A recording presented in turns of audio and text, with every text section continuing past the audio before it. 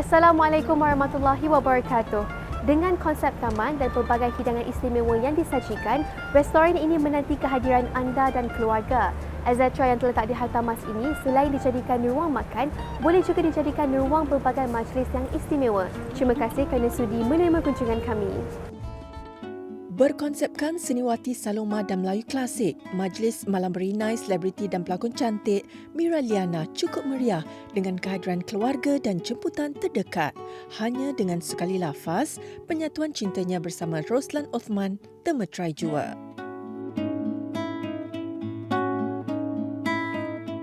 Hai, Assalamualaikum. Congrats Mira and Roslan. Semoga perkahwinan ni berkekalan hingga ke akhir hayat dan buat baby cepat-cepat.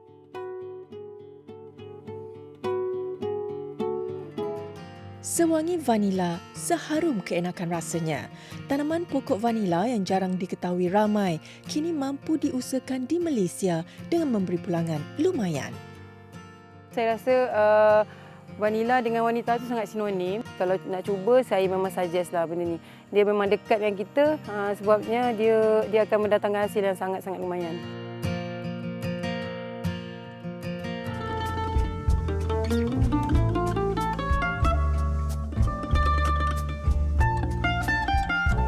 Selebriti cantik Mira Liana sudah pun bergelar isteri dan dia diraikan dalam sebuah majlis yang cukup meriah dihadiri tetamu jemputan. Berkonsepkan modern contemporary, Mira tampil menawan dengan busana pengantin yang diimpikan. Nona berkesempatan meraikan pasangan raja sehari ini yang sama cantik, sama padan. Kita saksikan.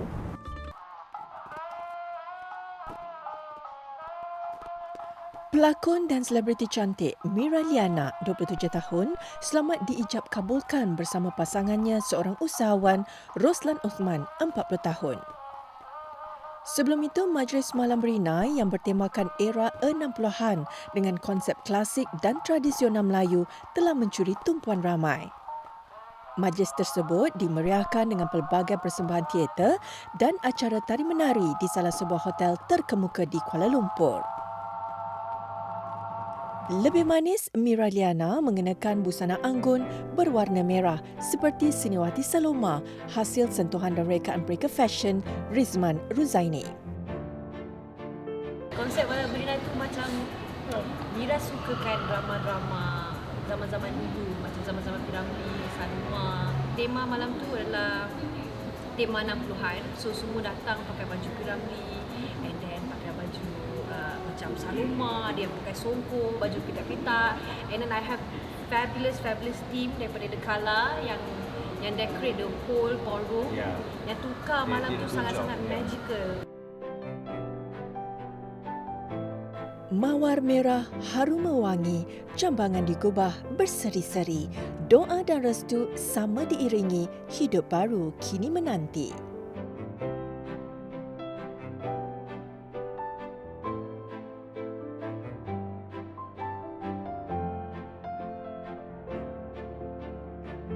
Tanggal 26 Julai 2020, pasangan sama cantik sama padan ini disatukan di dalam sebuah majlis yang diadakan secara tertutup, hanya dihadiri keluarga kedua-dua belah pihak dan juga rakan terdekat.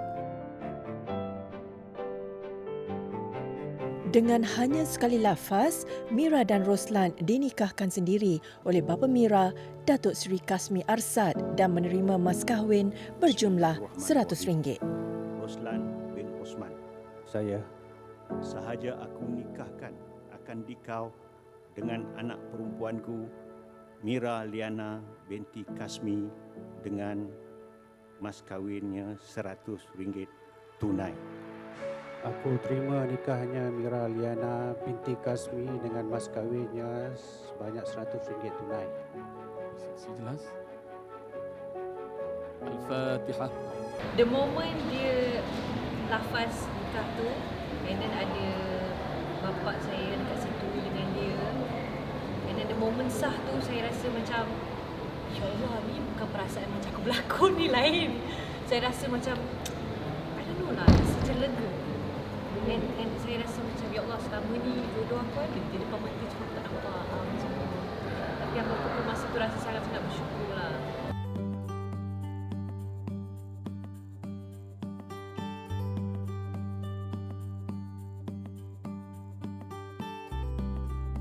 Anak kecil bermain sampan, malam tiba nyalakan pelita.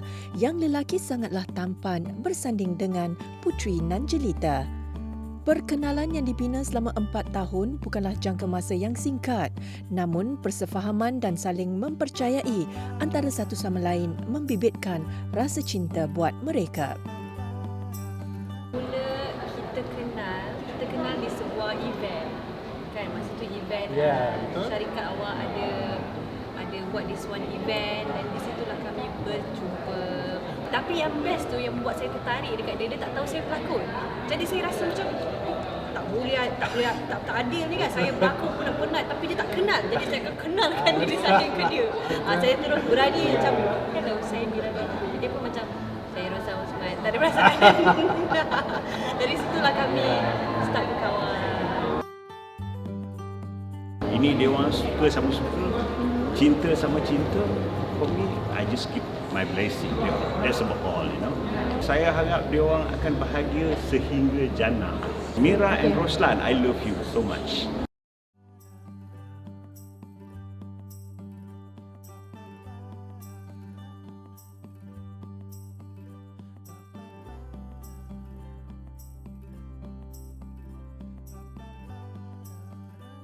Hai, Assalamualaikum. Congrats Mira and Roslan. Semoga perkahwinan ni berkekalan hingga ke akhir hayat dan buat baby cepat-cepat.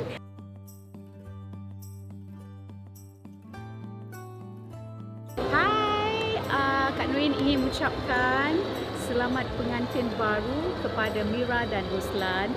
May Allah bless both of you with lots of love, rahmat and barakah.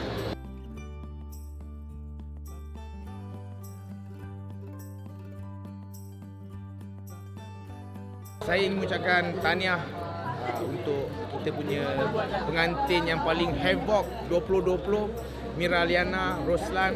Semoga berbahagia selalu, semoga dikurniakan cahaya mata, semoga sentiasa dalam keberkatan dan sihat selalu. Kesempurnaan yang diimpikan sudah pun terbina. Selamat mengharungi kehidupan berumah tangga dan dikurniakan kebahagiaan hakiki bersama-sama.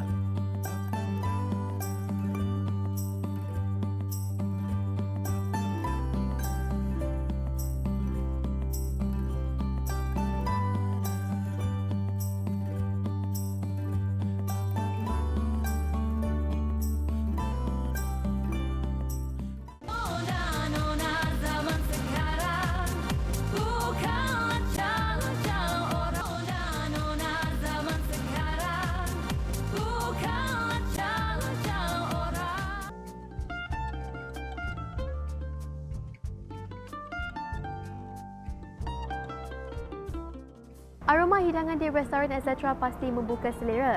Di hadapan Mira sekarang ini antara signature dish yang terdapat di sini. Kita ada ikan patin masak tempoyak, daging masak lemak, soft shell crab pasta dan juga cream tang yang boleh disaji bersama seisi keluarga.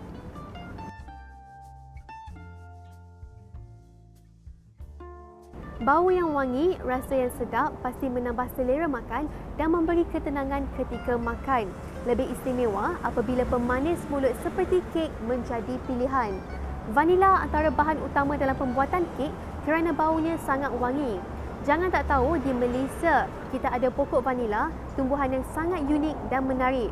Pastinya penonton semua tak sabar nak melihat pokok vanila ini yang jarang kita ketengahkan. Kita saksikan. Sebut sahaja tentang vanila, pasti sudah terhidu harumnya yang menenangkan. Vanila merupakan sejenis tumbuhan keluarga orkid yang berasal dari Meksiko dan kini banyak ditanam di kawasan tropika. Lebih membanggakan, Malaysia juga sudah mempunyai ladang vanila di Temerloh Pahang yang diusahakan oleh pasangan suami isteri. Saya rasa vanila dengan wanita itu sangat sinonim. Jadi bila dia mempelopori bidang ni, rasa sangat-sangat seronok dan saya sangat-sangat menyokonglah. Pada masa saya menanam pada tahun 2008 dulu, tanaman ni tidak ada yang dibuat secara komersial kat Malaysia ni. So sebab tu saya pilih vanila sebagai tanaman untuk dikomersialkan.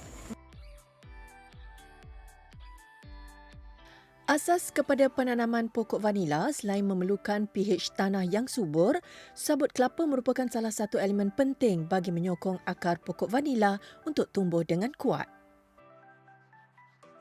Bila kita dah ceburi dalam bidang ini sendiri, baru kita tahu sebenarnya bidang pertanian ni lagi mendatangkan pendapatan yang sangat memberangsangkan. Daripada baby plant ataupun daripada anak benih, daripada cutting, biasanya ambil masa 3 tahun. Kemudian selepas 3 tahun tu baru dapat hasil yang pertama. Bukan bermaksud terus kita boleh tuai. Tak, kita perlu selepas kita pollinate, dia akan berbuah. Ambil masa 8 ke 9 bulan untuk buah tu matang, baru kita petik. Proses pendebungaan bagi pokok vanila dilakukan sendiri secara manual oleh Faizal. Okey, tengok dia punya stigma. Stigma ni. Ini. Dalam ni ada satu tisu. Tolak tisu ni ke atas sini. So, picit dia dulu. Ini kerana di Malaysia tidak ada lagi spesies lebah atau kumbang yang dapat membawa spora bunga untuk disenyawakan. Maka tidak hairanlah mengapa vanila berharga sekitar RM2,000 sekilogram. Di sini kami ada aiskrim vanila yang kami proses sendiri menggunakan vanila kami sendiri. Selain pada itu, kami ada kopi vanila pun kita campur juga dengan vanila yang asli lah. Lepas tu selain pada tu produk yang lain selain pada aiskrim dengan kopi, kita ada wafer. Wafer tu pun kita ada letak vanila punya pot sikit kat dalam. Mus Azlila juga membuat ekstrak vanila untuk kegunaan sendiri dan menerima tempahan daripada pelanggan. Biji vanila yang sudah dikeringkan selama 3 bulan ini akan diambil dan direndam di dalam gliserin sayuran yang sudah bercampur dengan sedikit air. Kemudian disimpan selama 3 bulan. Potensi tanaman ni untuk berkembang di Malaysia cukup tinggi sebab kita berada di garisan Khatulistiwa tu, negara-negara yang sesuai untuk kita tanam ni, negara-negara berhampiran Khatulistiwa, tanah yang luas, tanah yang subur. Jadi Malaysia berpotensi tersenarai dalam negara pengeluar vanila dunia. Sekarang walaupun kita dah keluarkan tetapi belum tersenarai. InsyaAllah 5 ke 10 tahun akan datang, Malaysia akan tersenarai sebagai negara pengeluar vanila dunia. Kalau nak cuba, saya memang suggest lah benda ni. Dia memang dekat dengan kita sebabnya dia akan mendatangkan hasil yang sangat-sangat lumayan. Siapa sangka vanila termeluh kini sudah pun mempunyai permintaan dari luar negara dan menjelajah ke seluruh dunia. Tiada yang mustahil jika kita nekat dan berani mencuba sesuatu yang baru. Vanila bukan saja dijadikan sebagai perasa bahan makanan, tetapi ia juga digunakan di dalam penghasilan lilin wangi. Dr. Nurul Nadia Rashid, 29 tahun, dari Batu Pahat Johor ini merupakan seorang doktor haiwan yang mengubah hobinya menyukai lilin wangi kepada kerjaya sampingan. Sebenarnya saya memang minat lilin wangi ni dah lama dah.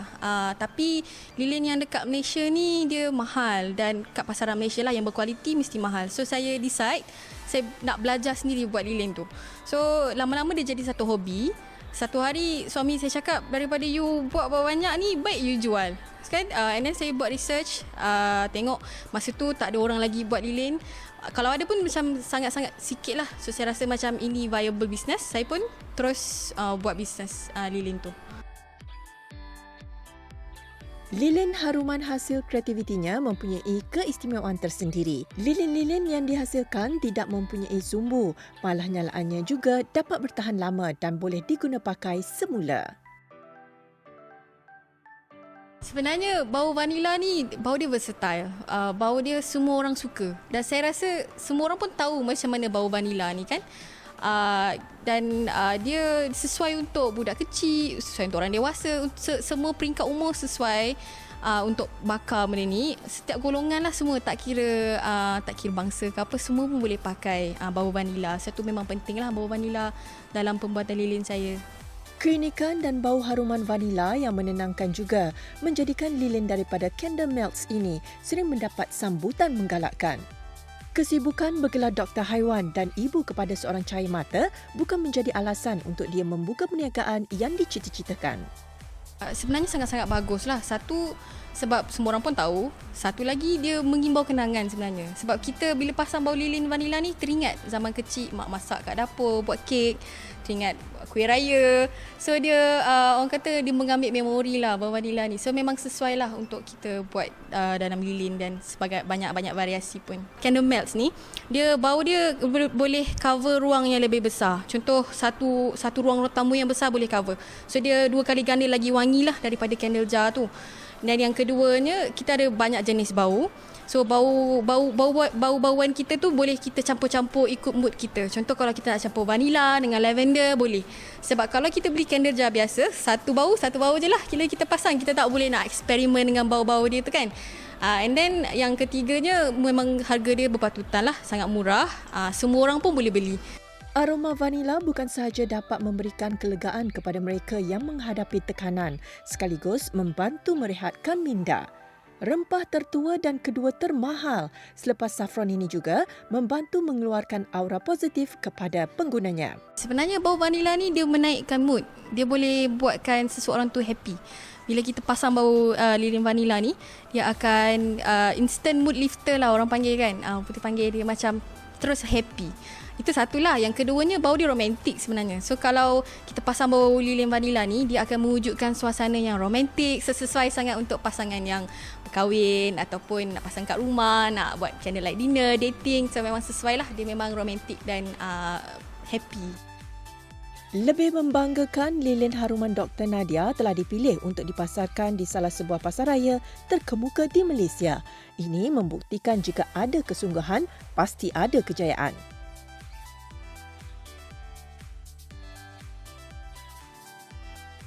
Tidak sah pembuatan kek dan biskut tanpa menggunakan ekstrak vanila.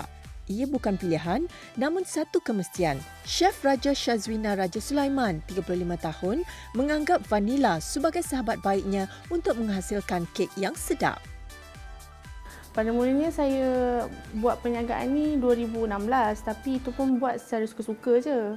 And then ambil tempahan kawan-kawan. Sepanjang PKP, kita telah menjual sebanyak 17,000 kek sebulan. Sebab saya mengutamakan menjual kek yang murah, berharga berpatutan. Kek saya hanya berharga RM12 saja. Jadi semua barang yang saya guna adalah premium.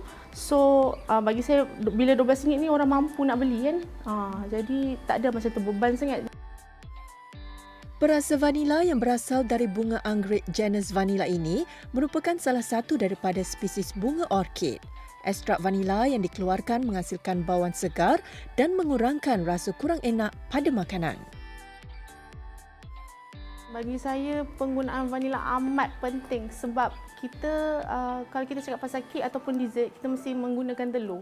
Bila kita menggunakan telur, kita tak nak telur, benda yang bau hanyir itu datang dekat kita punya dessert tu. Jadi penggunaan esen vanila tu amat penting untuk kita kontrol segala bau dekat dalam kita punya kek tu. Bila kita letak vanila tu, dia akan automatically macam magic, letak dekat dalam kek, dia akan terus smooth, okay and everything. Penggunaan ekstrak vanila dalam kuantiti yang banyak amat diperlukan sebagai ejen melengkapkan keenakan rasa kek tersebut. Bekerjasama dengan suami, Shazwina mampu mengeluarkan lebih 10 jenis kek pada setiap 2 minggu sekali bagi memenuhi permintaan pelanggan. Buat air, kita boleh guna untuk masakan. Sometimes kita tak nak benda tu rasa macam, dia sebenarnya dia kontrol kita punya bau. Dia untuk bagi kita punya bau. So kalau kita nak kontrol kita punya bau tu, kita boleh masukkan sedikit saja dengan kuantiti yang betul lah. Kita tak boleh masukkan banyak sangat sebab nanti dia akan efek juga dekat food tu. Pasta pun boleh kadang-kadang. Kadang-kadang kan sekarang kan pasta pun diorang ada buat pasta coklat kan. So kita boleh masukkan vanila dekat dalam pasta tu juga. Vanila juga mempunyai antioksidan yang bagus untuk kesihatan badan. Selain membantu menaikkan selera makan, ia juga digunakan di dalam sektor industri kosmetik dan perubatan. Bagi saya pun, vanila ni bukan saja kita guna untuk masakan. Kalau kita tengok pun, perfume pun kita ada letak vanila. Perfume kereta pun ada vanila juga. So dia kadang-kadang dia bila kita selami dia tu, dia mengeluarkan satu bau yang agak terapikan kita punya minda juga. Jadi dia boleh digunakan di pelbagai sudut bagi saya. That's why kalau kita tengok vanilla pun dia ada macam-macam jenis dan macam-macam brand juga. Kalau terpulang pada kita lah, kita nak guna yang brand macam mana. Vanila herba wangi yang penuh dengan khasiat. Mungkin ramai yang tidak berani untuk mempelopori tanaman ini, namun penghasilan produk berasaskan vanila dapat memberikan pulangan yang lumayan.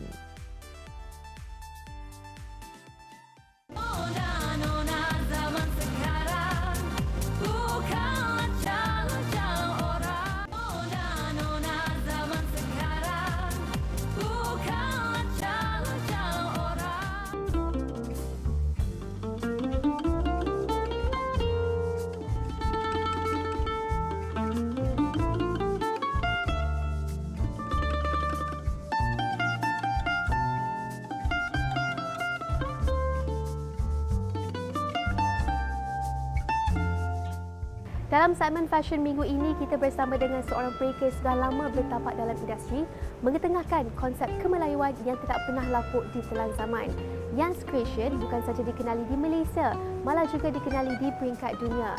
Kita bersama dengan pemilik label ini yang punya aspirasi dalam industri fashion dan gemar melakukan kerja amal untuk membantu mereka yang memerlukan.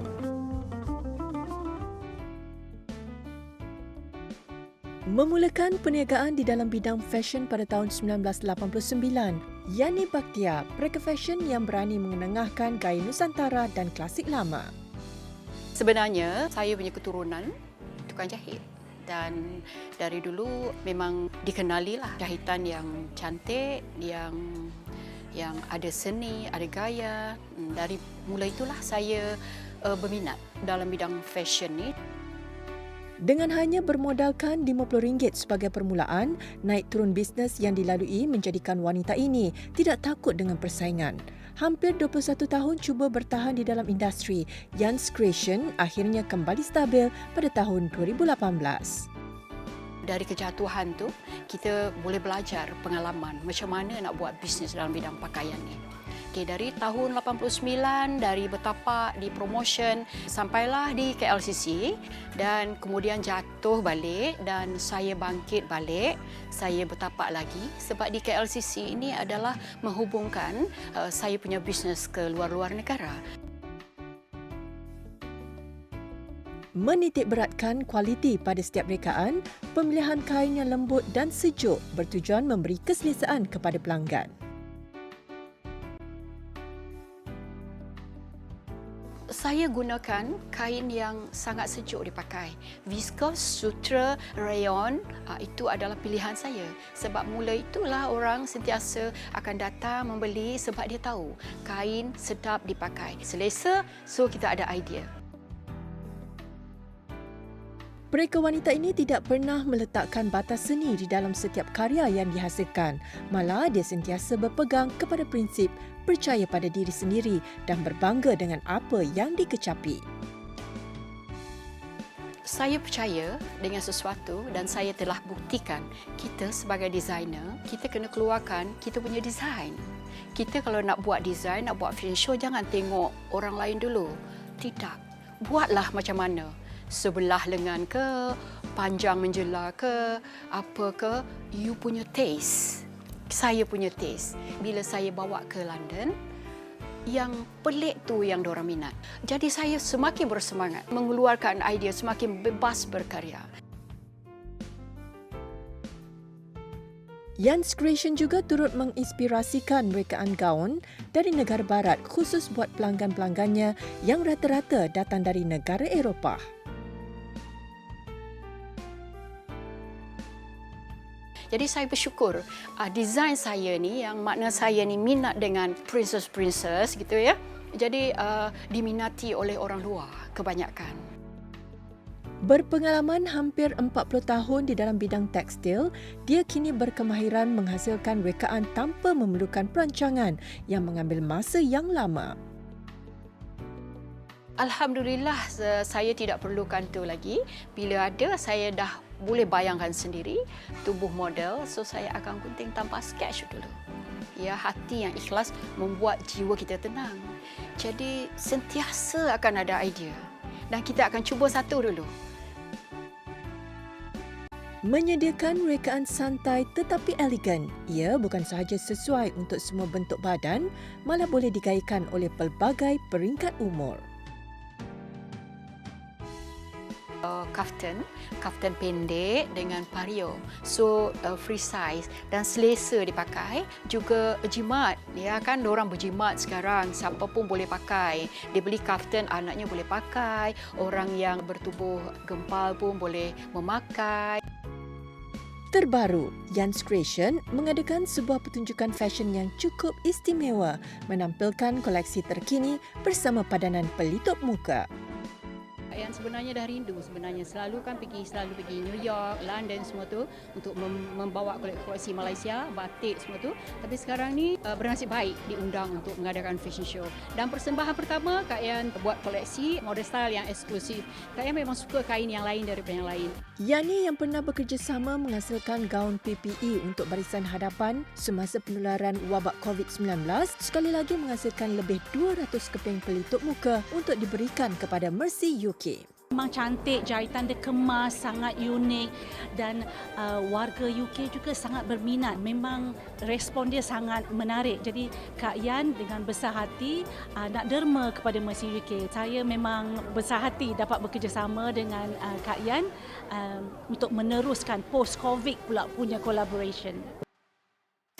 Happynya sebab dengan cara ni Allah bagi kesempatan untuk tercapainya cita-cita Kak Yan untuk memperkenalkan batik Malaysia, khasnya batik Terengganu, ke dunia antarabangsa. Selain mempunyai 9 cawangan butik di Malaysia dengan bantuan perniagaan daripada Matrade, Yan's Creation juga mempunyai cawangan sendiri di London dan Kanada. Dia berharap dapat memperluaskan lagi jenamanya di pesada antarabangsa.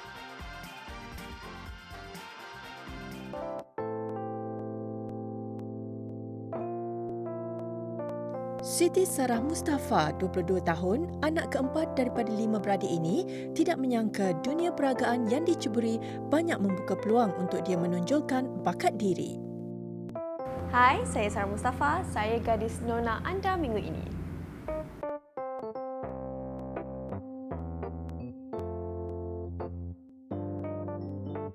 Sarah start modelling daripada Sarah base SPM sebab Sarah tak suka di rumah. So whatever, masa tu memang tak kisahlah dapat payment ke tak kan, janji sebab benda tu Sarah minat. Sarah suka berinteraksi dengan orang, Sarah suka duduk depan cermin, Sarah suka bergaya. So bila minat tu Sarah jadikan, oh minat I ni boleh buat duit. So Sarah macam pergi je, Sarah pergi casting, Sarah pergi tak ada bayaran pun tak apa sebab Sarah fikir macam okay, I want to gain experiences. So sekarang ni it's been 2 years saya kerja. Right now I handle business. I do modelling, I buat business F&B juga, which is Ropis. Ada partnership with my friends. So that is what I'm currently doing lah right now. Meskipun menyedari kebanjiran pesaing baru, namun gadis nona ini bersikap optimis untuk sentiasa memperbaiki diri dan mencari kelebihan yang ada. You kena find your inner self, find your inner beauty, have your own character, have your own personality.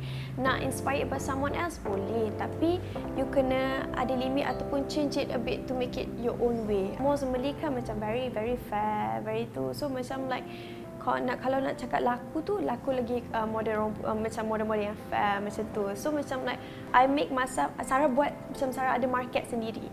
Macam tu, I show the side of me, the book side of me. I know something. Sarah macam orang kenal Sarah sebagai muka exotic. Bukan sahaja cantik, tetapi bijak dalam mengatur perancangan masa hadapan. Dia dan rakannya kini sibuk mengusahakan perniagaan berasaskan makanan dan minuman di bawah jenama mereka sendiri. What I always tell myself is slowly but surely. Always have faith in yourself. Kalau you tak percaya pada diri you, no one else will believe you. Perhaps anytime soon Sarah akan keluarkan brand sendiri since I said Sarah suka bergaya. So I'm gonna come up with my own line lah.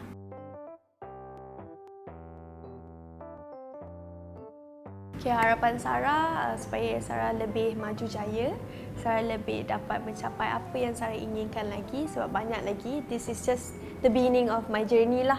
Okay, and semoga dipermudahkan, semoga Sarah diterima oleh orang ramai dengan benda-benda yang positif, dengan orang nampak Sarah sebagai contoh yang baik. Usaha dan iltizam diletakkan seiring untuk terus mencipta kejayaan yang diimpikan.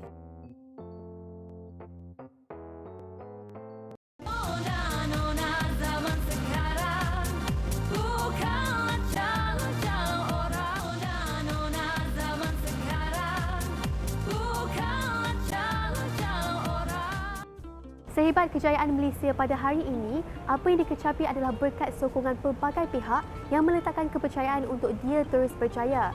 Dari Perlis hingga ke Sabah, wanita adalah pendukung utama untuk memacu ekonomi negara dalam pelbagai bentuk perusahaan yang dijalankan.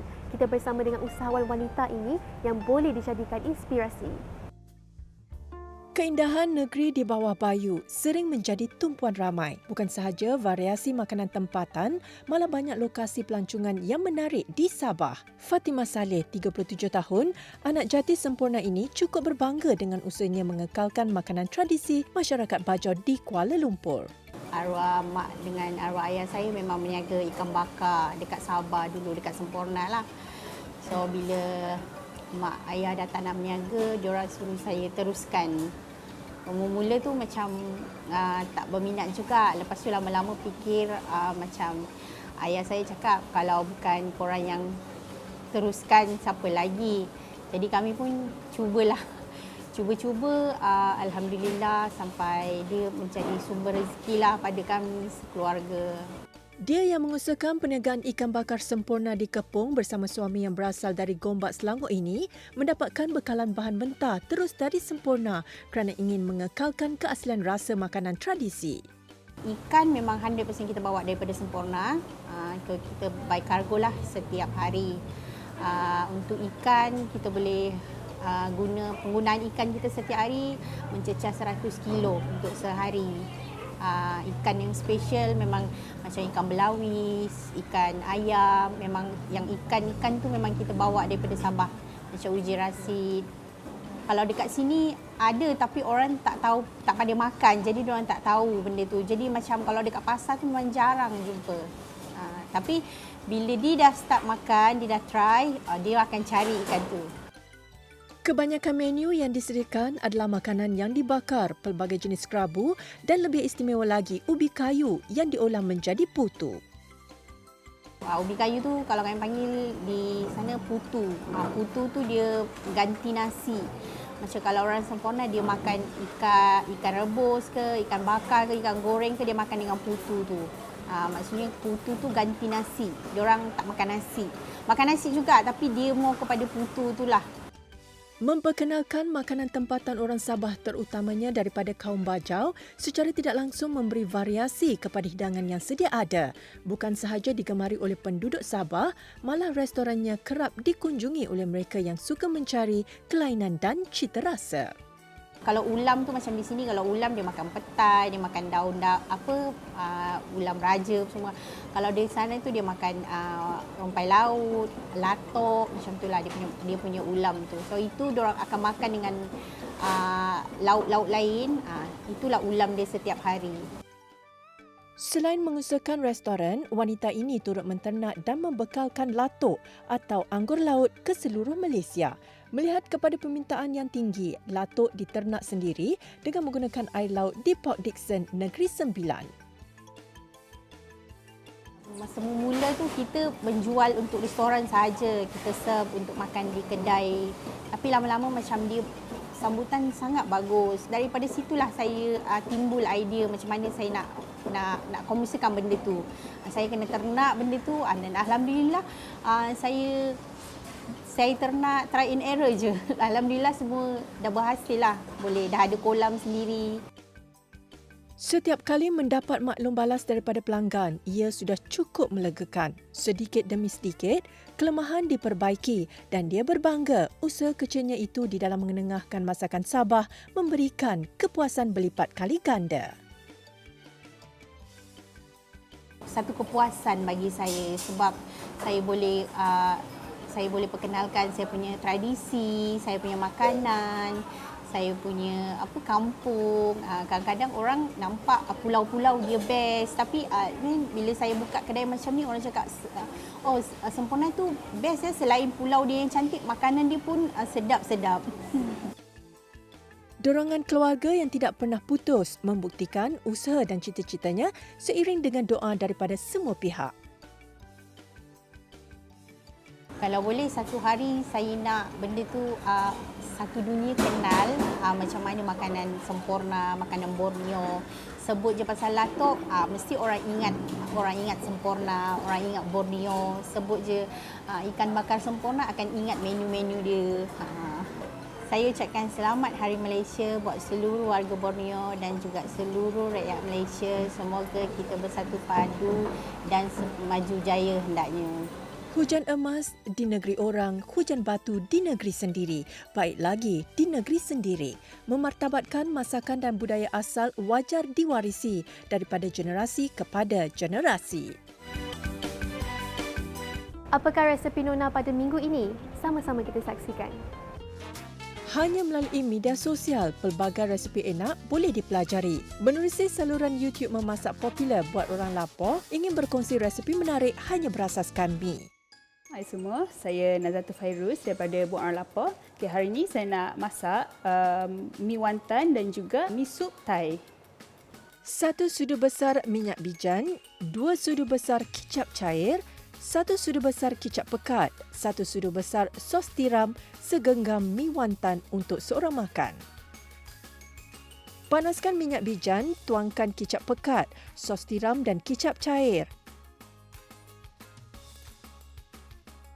Kacau sehingga sekata dan biarkan mendidih seketika. Kemudian didihkan air untuk merebus bahan seterusnya. Rebuskan dulu sawi ni sekejap. Lepas kita rebus sawi ni, kita nak kena letak dalam air sejuk supaya sawi ni akan jadi rangup. Celurkan mi wonton seketika dan rendam bersama air sejuk supaya mi tidak terlebih masak dan kembang. Masukkan mi ke dalam kicap yang kita dah buat tadi.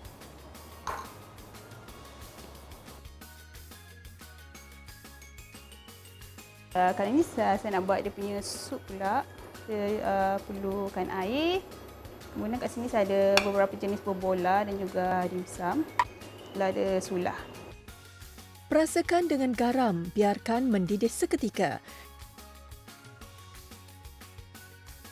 Hidangkan mi wonton tadi bersama hirisan ayam, wonton goreng, sawi bersama minyak bawang putih. Sediakan sup berbola sebagai penambah selera. Okey, dah siap lah kita punya mi wonton kicap bersama dengan sup berbola. Okey, untuk menu yang kedua, saya akan sediakan mi sup Thai. Mi kuning, rempah 3 sekawan, bawang merah, bawang putih dan halia ditumbuk halus. Sedikit sayur sawi, lobak merah dan sebiji telur. Tumiskan bahan-bahan yang dikisar tadi dan masukkan daging ayam, udang, sotong dan perencah lain mengikut cita rasa masing-masing. Tambahkan pula sedikit air. Bila air dah mendidih, kita masukkan carrot dan juga sotong tadi. Tambahkan sedikit garam secukup rasa. Bila carrot tu dah lembut sikit, kita masukkan pula sawi dan juga sebiji telur. Bila masukkan telur ni, kita tak perlu kacau supaya telur tadi tak hancur. Masukkan mi, biarkan sup mendidih sekali lagi. Kemudian hidangkan di dalam mangkuk. Hiaskan bersama hirisan daun sup dan bawang goreng di atasnya. Kat sini saya sediakan juga kicap dan juga cili untuk makan bersama mi sup tadi. Ringkas dan mudah, dua menu berasaskan mi ini dapat membangkitkan selera dan sesuai dinikmati seisi keluarga. Okey, so inilah resepi mi wonton kicap dan juga mi sup ala Thai. Selamat mencuba semua.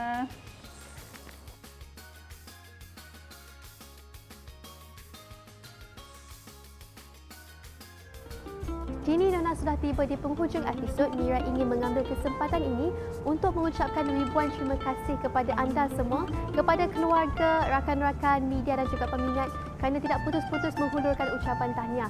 Semoga yang baik-baik saja untuk anda semua. Terima kasih kami ucapkan sekali lagi kepada Restoran Azatra kerana sudi menerima kunjungan kami. Pada hujung minggu, bolehlah anda datang ke sini bersama seisi keluarga menikmati hidangan istimewa. Seperti biasa, jangan lupa layari laman Facebook atau Instagram kami, TV3 Nona. Dan jika anda ada apa saja pendapat, komen ataupun idea, bolehlah emailkan kepada kami di nonatv3@gmail.com. Wanita inspirasi semua, saya Mira Filzah. Kita jumpa lagi pada minggu hadapan. Assalamualaikum. Seiring sejalan dengan